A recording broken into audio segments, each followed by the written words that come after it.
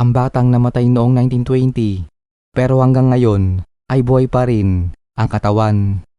Mga kaibigan, noong 1920 sa Italy ay may isang batang nagngangalang Rosalia Lombardo ang namatay sa edad na 2 taong gulang dahil sa sakit na pulmonya. Kaya lang lumipas ang mahigit 100 taon ay tila buhay pa rin ang katawan nito kahit matagal na itong sumakabilang buhay.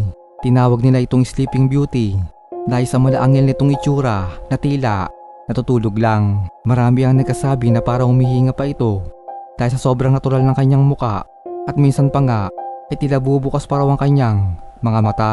Ayon sa mga eksperto, ang kakaibang preserbasyon ng kanyang katawan ay dahil sa espesyal na chemical formula na ginamit ni Alfredo Salapia, isang kilalang embalsamador noong mga panahong iyon. Hanggang ngayon, isa si Rosalia Lombardo sa pinakamisteryosong mummified sa buong mundo.